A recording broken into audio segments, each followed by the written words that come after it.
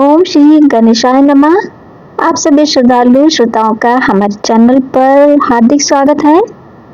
आज हम आपको रसपान कराने जा रहे हैं पौष मास महात्म्य अध्याय 20 की अत्यंत अद्भुत, रोमांचक और दिव्य कथा का।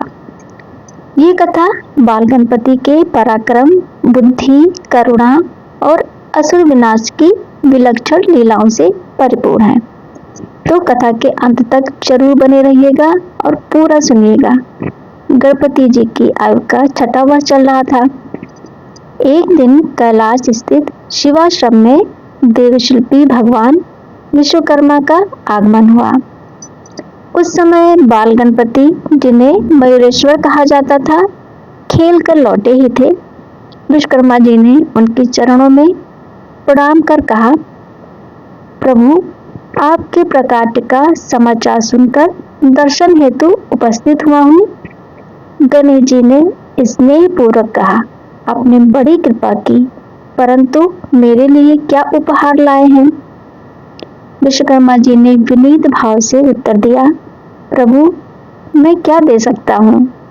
फिर भी ये दिव्य अंकुश अर्पित करता हूँ, जो समस्त शत्रुओं का नाश करने में समर्थ है।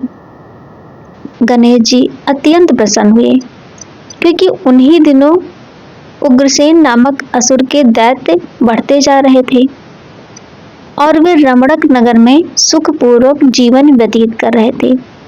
शीघ्र ही एक भयंकर असुर ने गणेश जी पर आक्रमण कर दिया, किंतु गणपति ने विश्वकर्मा प्रदत्त अंकुश से ऐसा प्रहार किया कि उसी क्षण उसका अंत हो गया और वह स्वधाम को प्राप्त हुआ। 7वें वर्ष गणपति जी का उपनयन संस्कार बड़े धूमधाम से संपन्न होने लगा। देवता, यक्ष, किन्नर, चारण तथा 80,000 से अधिक ऋषि मुनि इस महोत्सव में सम्मिलित हुए। शिव जी ने सभी का आत्मीय स्वागत किया। मंत्रोच्चार के मध्य कृदंत और काल नामक 2 भयंकर महारक्षक हाथी का रूप धारण कर उपद्रव मचाने लगे। शिवगण उन्हें रोकने में असमर्थ रहे।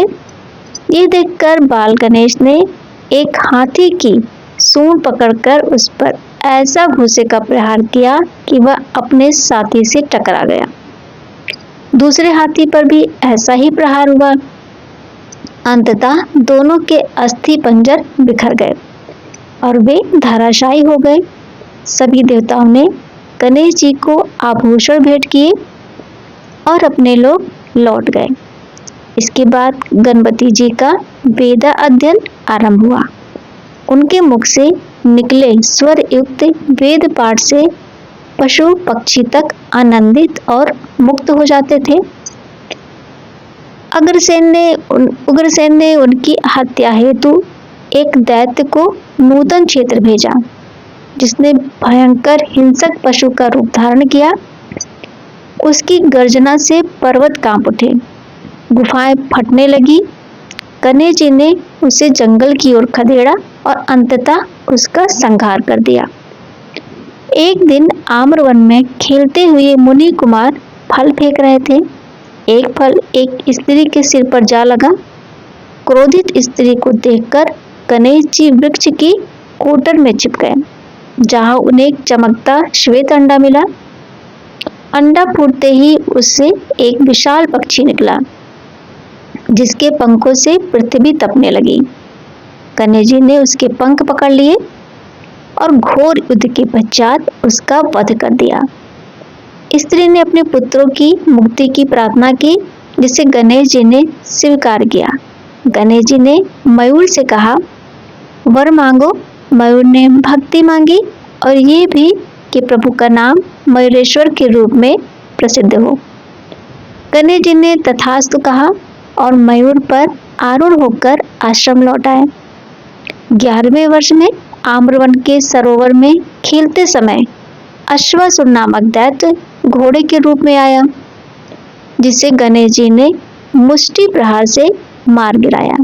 जल क्रीड़ा के दौरान नाग कन्याएं, जो नागराज वासुकी की पुत्रियां थी, गणेश जी को पाताल लोक ले गईं। वहां नागराज वासुकी के फन पर नृत्य करते देख शेषनाग क्रोधित हो गए। युद्ध में शेषनाग पराजित हुए और समझ गए कि ये स्वयं जगदीश्वर हैं। गणेश जी ने उनसे संपाति, जटायु और शेर को मुक्त करने का आदेश दिया। सभी मुक्त होकर माता की कुशल पूछते हुए लौट गए। गणेश जी की कीर्ति चारों ओर फैल गई। उग्रसेन अत्यंत व्याकुल उठा। शिव पार्वती ने विचार किया कि उनके कारण ऋषियों को कष्ट हो रहा है, अतः स्थान परिवर्तन उचित है। ऋषि मुनि विरह से व्यथित हो उठे, किंतु शिव जी ने निर्णय लिया। मार्ग में ही उग्रसेन ने कमलासुर को 12 अक्षौहिणी चतुरंगणी सेना के साथ भेजा। गणपति ने गर्जना कर कहा, हमें असुर से बचाव नहीं, उनका संहार करना है। शिव पार्वती पुत्र का पराक्रम देखने साथ चले। इसी के साथ यह अध्याय पूर्ण होता है दोस्तों। शेष कथा आप अगले अध्याय में सुनेंगे। तो प्रिय श्रोताओं, यदि दिव्य कथा आपको प्रिय लगी हो तो प्लीज़ वीडियो को जरूर लाइक करें, शेयर और चैनल को जरूर सब्सक्राइब करें और कमेंट में ओम गंगणपतिये नमः लिखना बिल्कुल भी ना भूलें।